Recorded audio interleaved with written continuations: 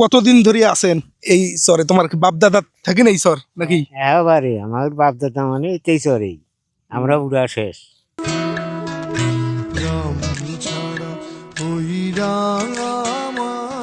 হাসপাতাল আছে কি? না না, শোনা কিছুই নেই। আমি হাসপাতাল তাহলে তোমার যদি এখন যদি অসুস্থ হন তাহলে কত দূর যাওয়া লাগবে? একবারে কুড়িগ্রাম।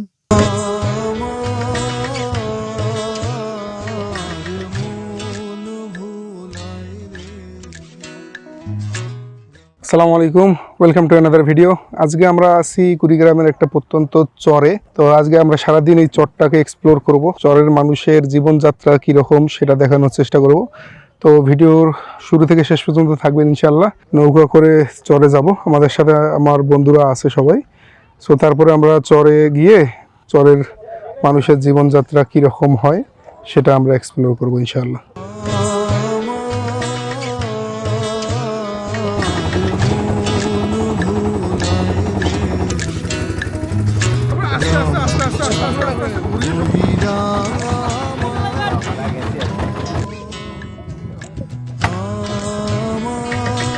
সো ফাইনালি আমরা আমাদের একটা চরে চলে আসছি। তো এখানে আমাদের বন্ধুরা সবাই জিনিসপত্র আনলোডিং করতেছে আর কি।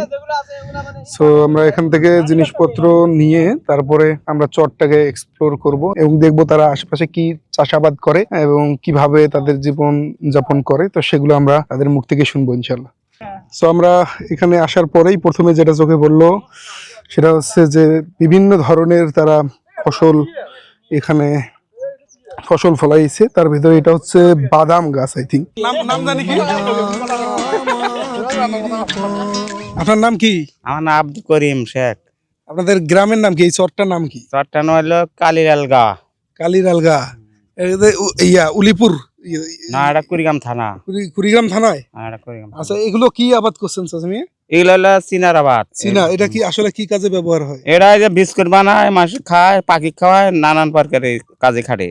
আর কি কি আবাদ হয় আপনার এই চরে? এছাড়া বাদাম হয়, ফেসারি কালাই হয়, মুসুরি কালাই হয়, তারপরে আবার ফের ইয়ে হয় ওই তরমুজ হয় কি? তরমুজ বনে না, তবে বনলে হয়। আর এখন মানে বর্তমানে কি এই চীনাটাই বেশি হচ্ছে আবাদ, তাই না? এগুলো সবগুলো চীনা?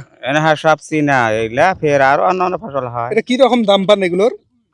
4,000 টাকা হয়, 3,000, 2,500, 2,500 এরকম থাকে বাজার সব। আপনাদের এদিকে কি রকম যাতায়াত ব্যবস্থা কি রকম আপনার শহরের সাথে? যাত্রা নৌকাতে যাই, স্টার দেন, যাত্রাপুর চাপা দেয়, যাত্রাপুর গাড়ি দেন, কুড়িগ্রাম ঘুরে ফের আবার আসা যায়।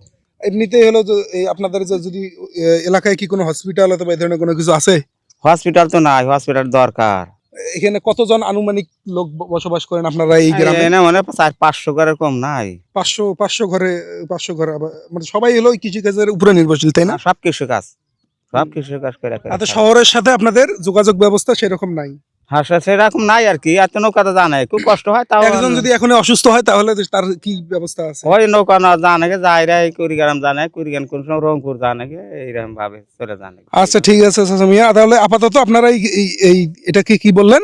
এটা চিনার আবাদ। চীনা এটাই বেশি হচ্ছে? হ্যাঁ, এটা বেশি হতেছে। তারপরে আরো অন্য আবাদ আছে, ভুট্টা হইতেছে, তারপরে বাদাম হয়, অনেক ফেসারি কালাই, মুসুরি কালাই, অনেক বহু রকমের ফসল এই উৎপন্ন হয়। আচ্ছা চাচা মিয়া, ধন্যবাদ।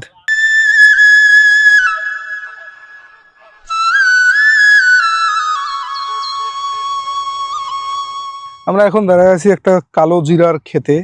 তো এখানে দেখেন তারা কালো জিরা চাষ করছে, আমি আপনাদেরকে বের করে দেখাচ্ছি। এই হলো সেই কালো জিরা যেটা আমরা খাই।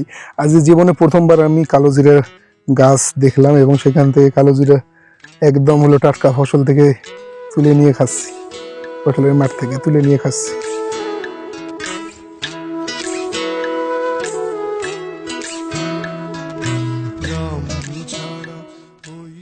আমরা এখন একবারে চরের মাঝখানে চলে আসছি। এদিকেও যদি আপনি তাকান, এদিকেও নদী, এই মাঝখানে এটা হলো চর। তো এখানে যে চীনা নামে যে আবাদটা হচ্ছে আর কি, সেটাই সবচেয়ে বেশি এখানে হচ্ছে। হ্যাঁ, মানে এটার ফসলই অনেক বেশি, চারিদিকে শুধুমাত্র এটাই। আর মাঝখানে পেঁয়াজ ক্ষেত আছে এবং ভুট্টা ক্ষেত আছে। যদি আবহাওয়ার কথা বলি, আবহাওয়াটা আজকে অনেক সুন্দর, যার কারণে আমাদেরকে ওরকম না গরম লাগতেছে না ঠান্ডা লাগতেছে। সো ভিউটাও অনেক সুন্দর দেখা যাচ্ছে। আমরা দেখি সামনে গিয়ে কোনো কৃষকের সাথে কথা বলতে পারি কিনা।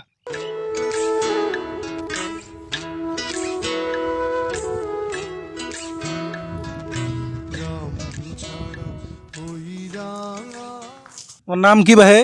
আনালি শেখ কুড়িগ্রাম সদর থেকে তোমরা কত দূর বিচ্ছিন্ন? 5-6 মাইল কিসব যাওয়া লাগে তোমার? নৌকা ছাড়া তো কোনো নৌকা ছাড়া তো ভাই নাই, যাত্রী নৌকা তারপর দৌড়ো। তোমার এটা কি কোনো ফার্মেসি টার্মেসি অথবা ওই হাসপাতাল আছে কি? না না, শোনা কিছুই নেই আমার হাসপাতাল। তাহলে তোমার যদি এখন যদি অসুস্থ হন তাহলে কত দূর যাওয়া লাগবে? একবারে কুড়িগ্রাম। সেই কুড়িগ্রাম তো যাওয়ার রাস্তা তোমার নৌকাতে যা যাত্রা উঠে অটো নিয়ে চলে যেতে হবে। এমনিতে তোমরা কতদিন ধরে আছেন এই চরে? তোমার বাপ দাদা থাকেন এই চর নাকি? এবারে আমার বাপ দাদা মানে এই চরেই, আমরা বুড়া শেষ। দেখলেনই তো চরের মানুষের জীবনযাত্রা কিরকম। আমরা আসছি প্রায় কুড়িগ্রাম সদর থেকে এদিকে 20 কিলোমিটার ভিতরে, তো তারপরে আবার 6-7 কিলোমিটার নদী ভ্রমণ করে আসতে হয়। রাস্তাঘাটের হয়তো বা কাজ চলতেছে, রাস্তাঘাট হলে পরবর্তীতে হয়তো বা এদের জীবনযাত্রার মান আরো উন্নত হবে।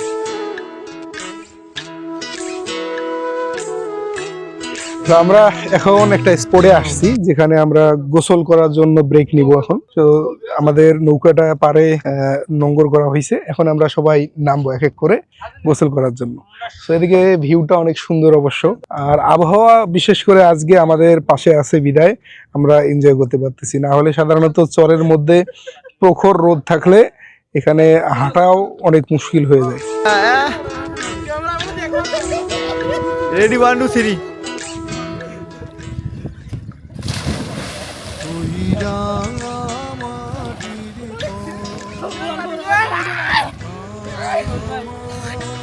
আবার আবার আবার একটা রানিং রানিং আবার একটা এই আরে বড়